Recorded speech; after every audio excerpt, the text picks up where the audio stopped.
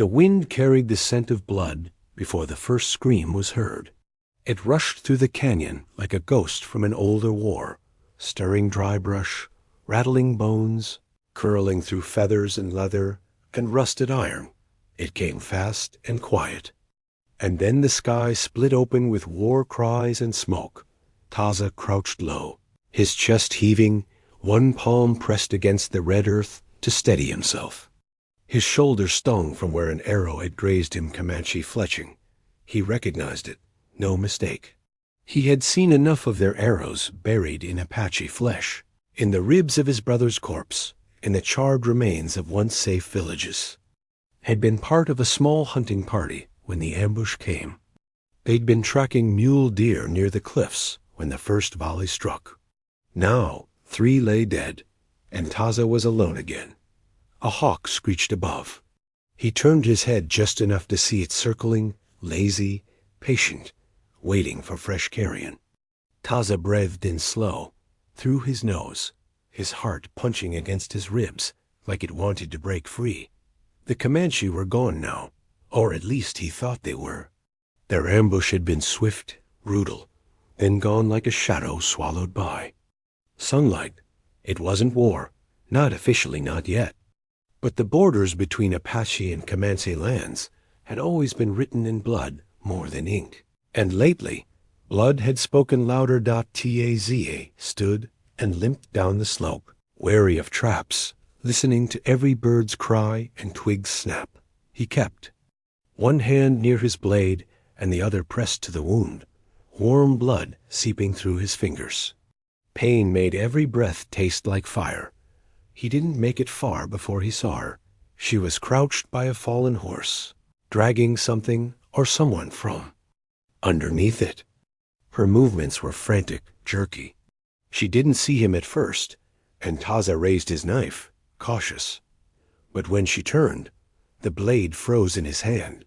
Not a warrior, not a scout, not even armed.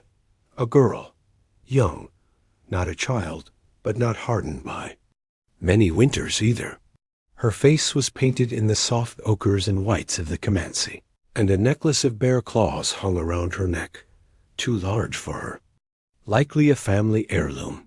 Her eyes met his, dark as river stones, wide with something he couldn't name. Not fear, not hatred. Something more complicated. She stood slowly, one hand going to her side, where a small knife lay tucked into her sash. She didn't draw it. Smart. She would have been dead before it cleared the leather. "Don't," Taza said, his voice rough. She nodded, lips pressed thin, then looked down again at the boy she'd been trying to pull free. His chest was still, his face young and bloodless. A brother, maybe. A cousin. He was gone, though. That much was clear. Taza lowered his knife, then holstered it. "You're Comanche." She nodded again. Her eyes dropped to his bloodied shoulder, then darted to the ridges beyond. She was thinking about running. He could see it. "Don't," he repeated, softer this time. For a long moment, nothing moved. Then she spoke, her voice low, firm, surprisingly clear. "They'll come back." "Yours?" "Yes, you should leave. I could kill you first. Then." "Do it." Taza blinked, not a flinch in her. No tears, just defiance, quiet and strange and strong. She stood straight despite the death behind her, despite the blood, despite knowing he had every reason to hate her. But he didn't raise his knife again. He didn't understand why Dot instead. He stepped forward and knelt beside the fallen boy. He closed the boy's eyes gently, muttered a few words in Apache under his breath. She watched, lips trembling now, the first crack in her armor. "Was he your brother?" She nodded once, then looked away. "They died fast," Taza said. Not fast enough. It was a strange thing to say. He looked at her, this Comanche girl, trying to understand the meaning behind it. There was a pain in her voice, yes, but also rage deeper than grief. She hated something. Maybe not him. Maybe not the Apache. Maybe not even war. But something inside her burned like a coal under the skin. "What's your name?" "Sani." He didn't offer his. He stood. "You stay here, you die." She shrugged. "That might be easier." Taza looked at the sky. Already the clouds gathered gray and bruised and pregnant with storm. If the Comanche war party returned, they'd both be dead, whether or not they were enemies. Survivors were liabilities. Witnesses. He should leave her.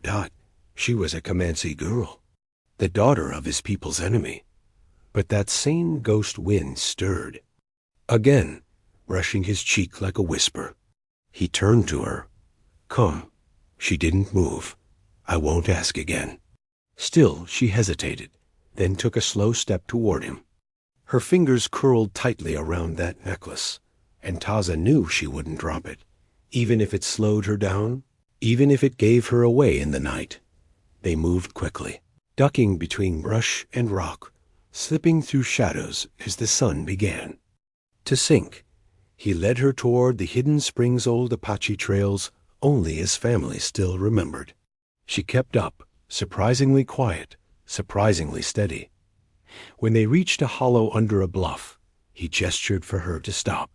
They crouched there, breathing hard, surrounded by stillness. He gathered dried wood, started a small fire. The flames caught low, snapping quietly. Sani sat on the far side, watching him. "Why didn't you kill me?" she asked. He didn't answer. "I wouldn't have begged." "I know." "Then why?"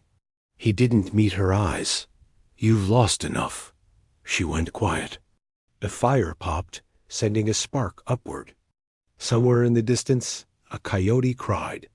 After a while, she spoke again, softer this time. "My father is chief." That got his attention. He looked at her. "Name?" "Koda."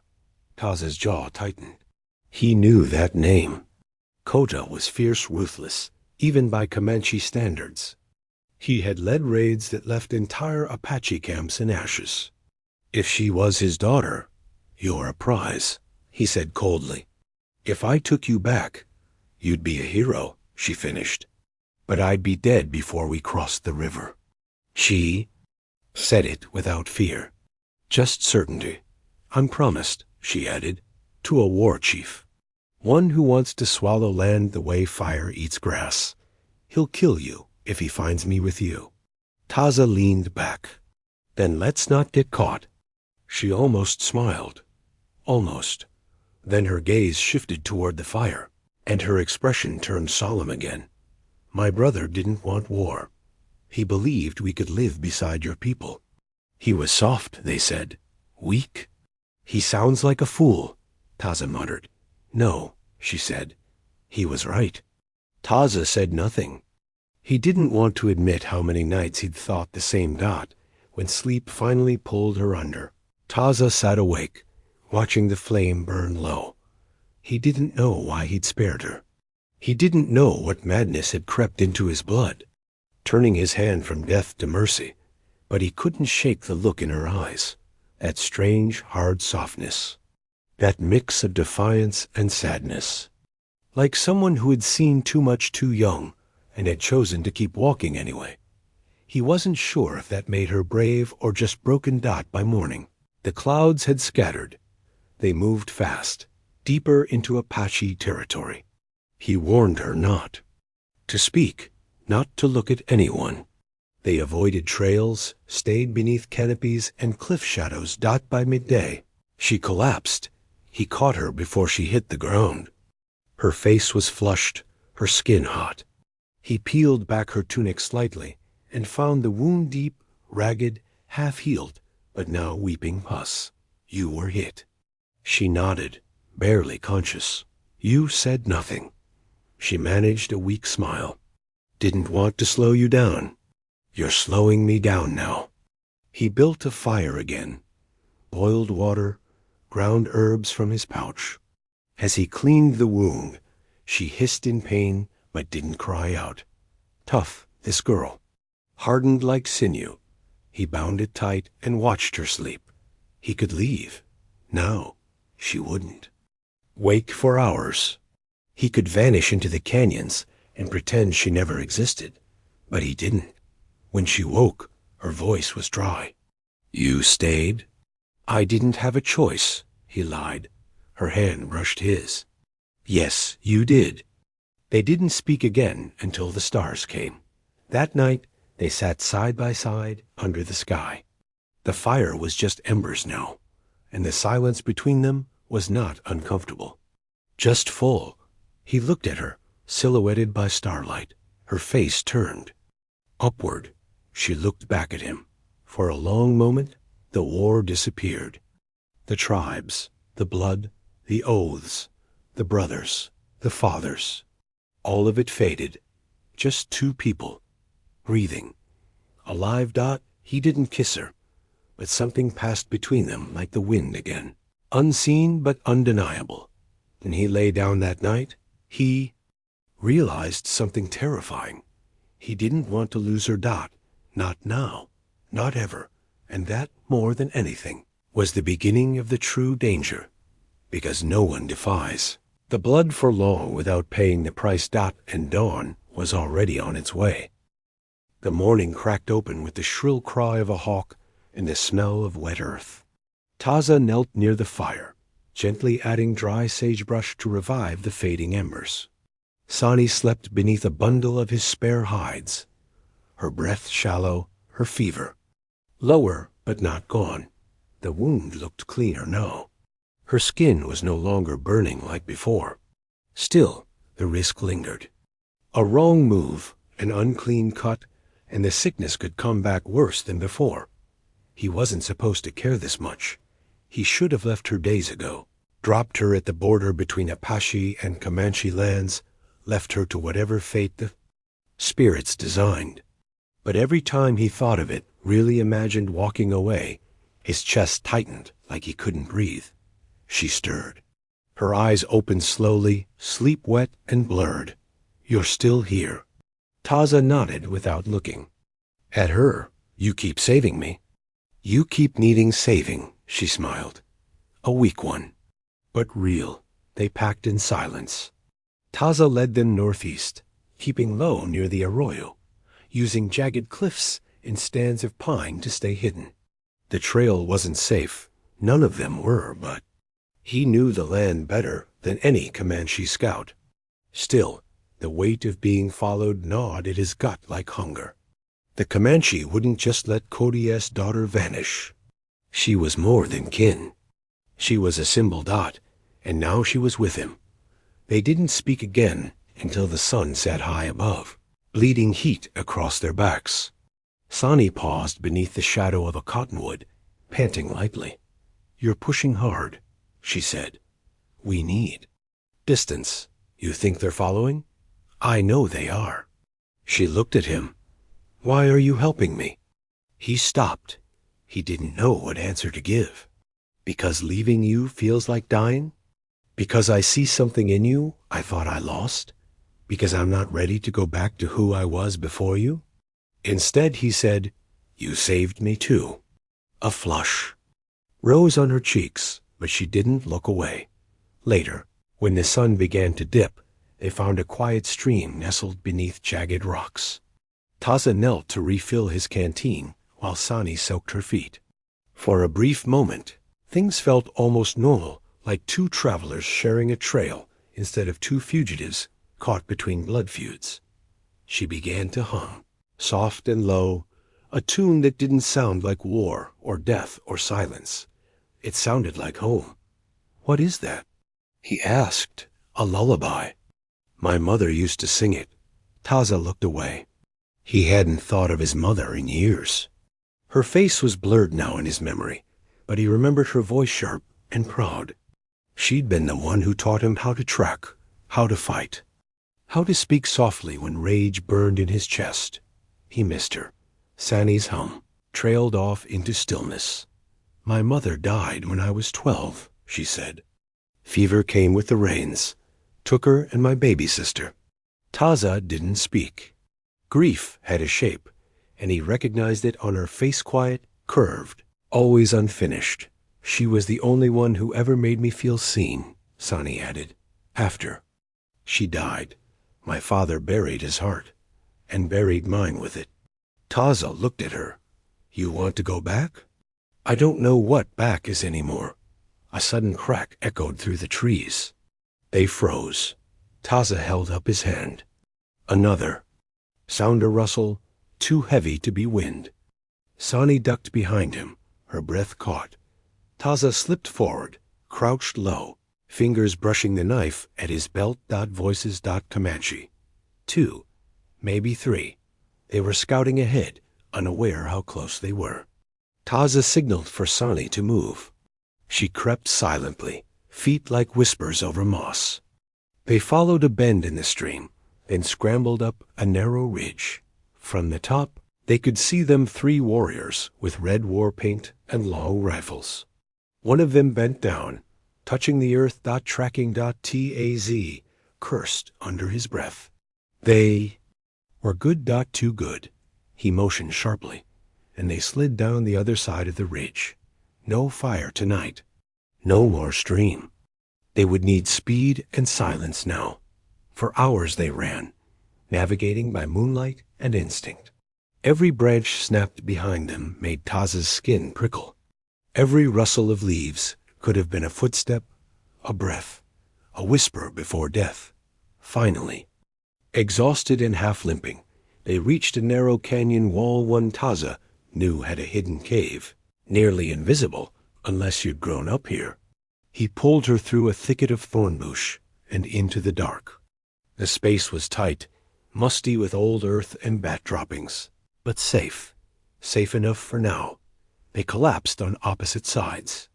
Sani leaned against the wall, cradling her ribs, shaking slightly. I've never run like that, she said. You'd better get used to it. She laughed a short, startled sound. I didn't think Comanche laughed. Only when we're dying. Taza turned to her. Why do you joke about death? Because I've already made peace with it. He didn't like that answer. Shouldn't have to. She met his eyes. And what about you, Apache? You live like death is already on your back. It is. They stared at each other in the dark, the quiet breathing between them. She reached out, brushing her fingers near his arm, but not quite touching. I'm not afraid of dying, she said softly. I'm afraid of never living. Taza looked. At her, at the girl who had once been an enemy, a trophy, a stranger. And now she was something else entirely. Not a weakness, not a burden. A mirror. A wound that bled the same as his. His voice was rough when he spoke. Then let's live. She leaned in, slow, cautious. Not a kiss, not yet. Just closeness. Heat, the shape of something neither of them wanted to name. Outside, wind howled. Against the rocks. By morning, they were on the move again, but slower now. Fatigue was setting in. Hunger, too. Taza shot a jackrabbit with a quick snap of his bow. Sani helped skin it. Her hands weren't delicate, no. They were steady, practiced, and full of purpose. You've done this before? He said. My brother. Taught me. Said if I wanted freedom, I needed to survive without anyone's help. Smart brother. He's dead now. Shot trying to stop a war. Taza nodded. He didn't offer condolences. They were hollow, empty things when your hands were still stained with the same blood. They cooked the rabbit over a small flame hidden behind rocks. As they ate, a silence settled between them again, not uncomfortable, but thoughtful. I used to think I'd be a wife, she said suddenly. Someone's shadow. Someone's prize. You're no one's shadow. She smiled. Neither are you, she said, but you wear your guilt like armor. He didn't deny it. He didn't. Tell her about his brother. How he died begging Taza to forgive himself for something he hadn't done yet. How he'd taken his final breath believing Taza would become something better. Instead, he said, we should move. But it was already too late. A sharp whistle split the air, then a thud. An arrow embedded in the dirt, inches from Sani's foot. They bolted. Taze grabbed her hand, pulled her hard, weaving between rocks and branches. Arrows flew, 2 more narrowly missing. A war cry followed, shrill and furious. Kaza knew the voice, Chief Koda himself. He didn't look back. There wasn't time. They crashed through trees, feet pounding earth, lungs burning. The world became noise, branches snapping, boots slamming, breath ragged. Then the cliff came. Sharp, final, a sheer drop. Taza skidded to a halt. Behind them, the Comanche. Below them, jagged rocks and a narrow river. No choice. He grabbed her hand tighter. Jump. With me. She didn't hesitate. They leapt. Air whipped past them, ripping breath from their lungs. The river caught them hard, cold, and fast and brutal. Taza hit the water with a cry, dragged under, spinning. He fought to the surface, gasping, eyes searching. Sani. There her hand broke the surface. He reached her, pulled, kicked, fought the current until they crashed against the far bank. Gasping, alive, they crawled up the slope, soaked, bruised, but breathing.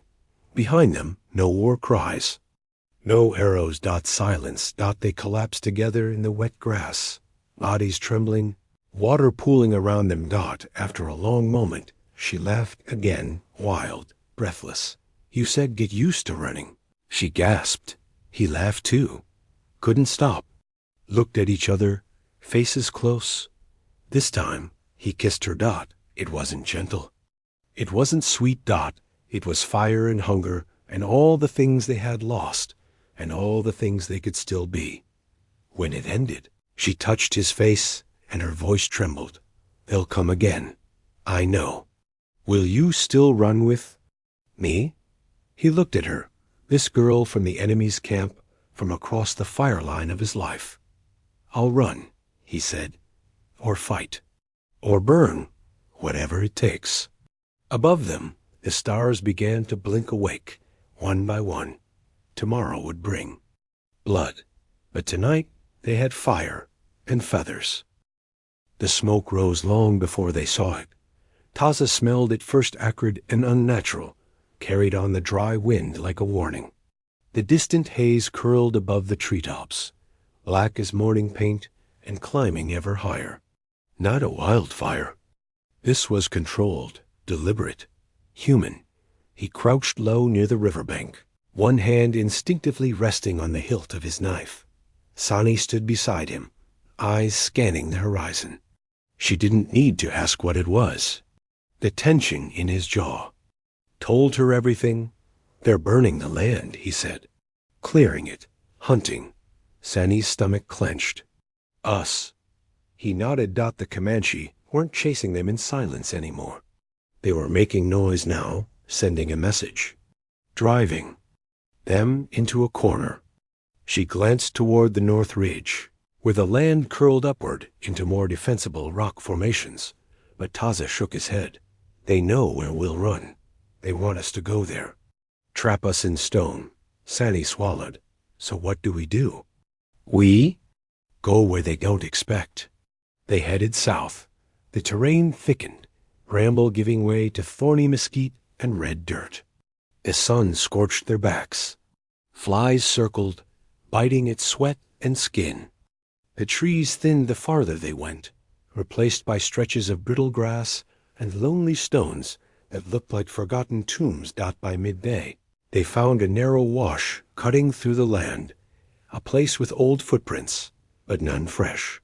Taza followed it, eyes sharp, mind sharper. Sani said nothing. She was thinking too much, the words piling behind her lips like stormwater behind a dam. Taza. He stopped. She walked until she stood directly in front of him. Her voice was quiet, but firm. What happens when they catch us? His silence was answer enough. She nodded, understanding. Then we fight. He looked at her. They'll kill you before they let me have you.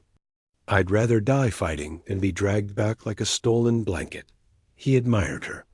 God, he admired her. But admiration was a cruel thing out here. It made you reckless, made you hope. And hope could kill. Still, he said nothing when she tightened the wraps around her wrists and adjusted the knife at her waist. She was preparing herself, body and soul. By dusk, the sky burned orange. The smoke trailed lower now, closing in. Taza could hear the faint, distant hum of hooves. The rhythm too uniform to be wild. Riders, organized, fast. They had hours at best. He led Sani through a winding crevice that emptied into a canyon so narrow the walls felt like they were breathing. It would make for poor escape, but strong defense. They would only need to defend the mouth, if it came to that. We rest here, he said. They settled into a niche where the wind couldn't find them. Sani stripped off her damp outer layer, steam rising from her skin. Her eyes closed as she leaned against the stone, breathing deeply. Every motion was slower now. Every muscle pulled tighter. I dreamt of you last night, she murmured. Taza didn't look at her. He was sharpening his blade, slow and rhythmic. In the dream, we weren't running. We were just sitting. In the mountains, you were laughing. He glanced at her then, one brow raised. You laugh? I do, and you're not acting like you have the weight of 10 tribes on your shoulders. He gave a soft grunt close. Enough to a laugh that she counted it. Do you ever wonder if there's a world where none of this happened? She asked. Where we met at a festival, or a river crossing instead of through blood. There isn't. But do you wonder? He hesitated. Then softly, yes. She closed her eyes again, letting the word linger.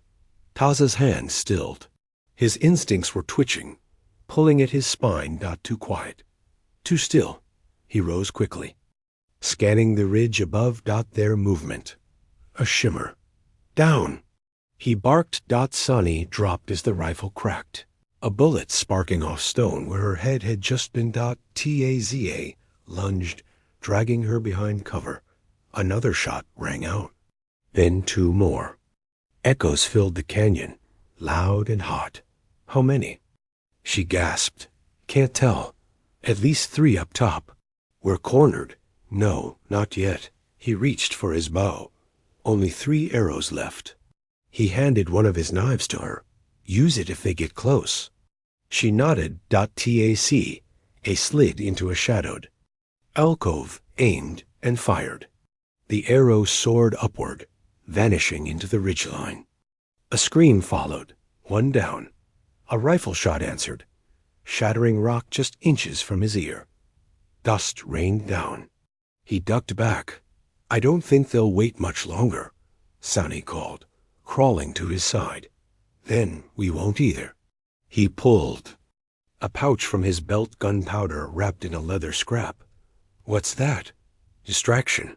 He tied it to a shaft, lit the end with flint, and fired it toward a dry brush pile across the canyon. It ignited instantly, flames licking high. Smoke filled the narrow space, thick and blinding. Now, he said. They ran. Beneath the cover of chaos, they darted through the back of the canyon, climbing a narrow crevice that few would notice. Sani slipped once. Taza caught her. She winced, but kept moving. At the top, the sky opened again. They were on the ridge now, with the fire below and the enemy scattered, but not gone. A figure appeared from behind a boulder massive. Furious and far too familiar. Ko single quotes ta. He stepped forward, rifle drawn, eyes full of fire. Taza stepped in front of Sani. You have no right to her. Kota growled. She's not yours to claim. She is Comanche. She is free. Kota's eyes narrowed. You stole her. Like a coward. I protected her. Like a man. You think this is love? Kota spat. You think love survives war? It doesn't. It kills. He raised the rifle. Sani stepped out. Then kill me, she said. Kota froze. I'm not going back. She said, voice like steel. You want to drag my body home. You better pull that trigger. Koda's hands trembled. "I lost your mother to war," he said. "I won't lose you to it too." "You already did." Silence stretched. Koda lowered the gun. "I should shoot him." "You could," she said. "But what would it change?" He looked at her for a long, broken moment, then turned and vanished into the rocks, a ghost in his own daughter's story. They didn't follow. Taza and Sani sat in the dirt, watching the fire die in the canyon below. The sun dipped behind the hills, painting the sky in streaks of gold and smoke. She leaned her head on his shoulder. "You think he'll come back?" "Maybe. But he won't chase us again." "Why not?" "Because he knows we're not afraid of him anymore." A long silence followed. Then Taza spoke, quiet and sure. "There's a town south of here. White Town. Rough place. But there's a church, a roof, a way to start new." She looked up at him. "You want to run again?" "No." He said, "I want to stop running." She touched his face, fingers warm. "And what happens when the rest of the world finds out about us?" "They will. And then we burn our own path." Below them, the wind shifted. The smoke no longer rose. It drifted sideways, dissolving into dusk dot above them. Stars blinked awake. Dot they sat in the silence, dot together, dot alive, dot for now. They reached the outskirts of Hollow Ridge. Just before dawn, Dot. It wasn't much, just a crooked line of weather-beaten buildings slumped around a dirt street, like tired men leaning into each other after a long fight. A saloon, a church, a general store with faded paint. Behind it, the land stretched out in dusty silence, interrupted only by wind and scattered bones of cattle long gone. Taza stood still for a moment, staring at the town as if trying to decide whether it was real or another mirage sent to test him. Sani stepped beside him, gripping his hand. The warmth grounded them both. "You sure?" she asked. "No," he said. "Me neither." But they walked forward anyway. Every head turned as they passed. A Comanche girl in a buckskin tunic, hair braided with bone and bead. An Apache warrior, dark-eyed and unyielding, carrying the dust of 1,000 miles in his boots. They weren't welcome.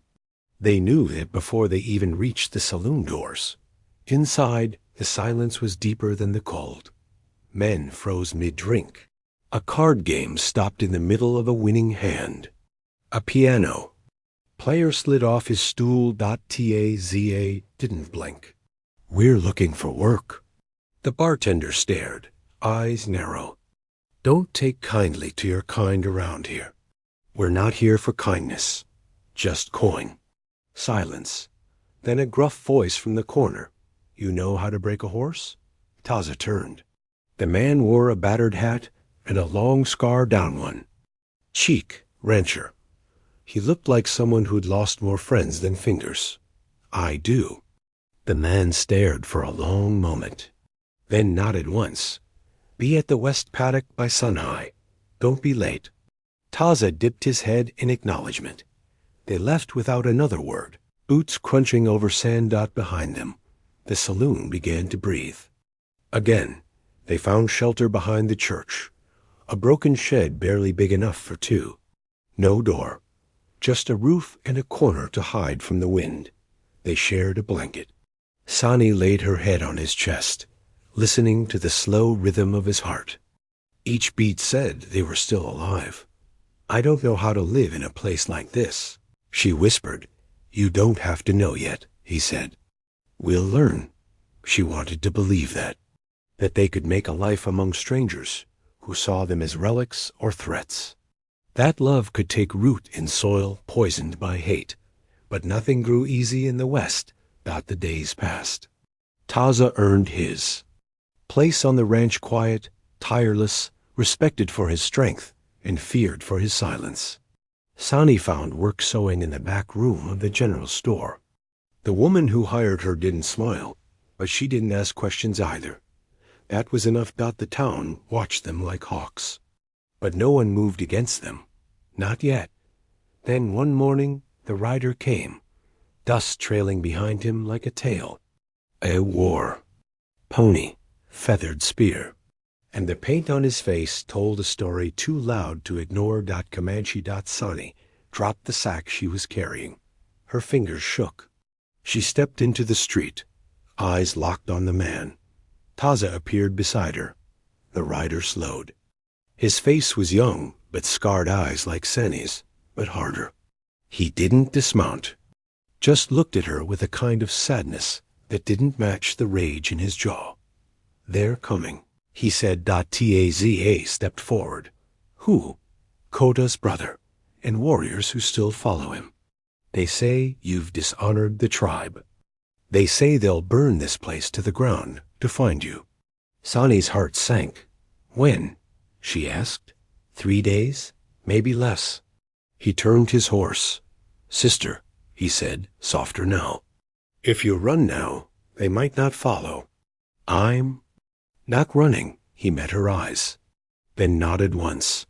You always were the stubborn one. And then he was gone. The town panicked when they found out. Doors slammed. Wagons were loaded. Half the families prepared to flee. Sheriff Carver found them outside the saloon. You brought this down on us, he said. They want you, not us. So either you go, or we make you go.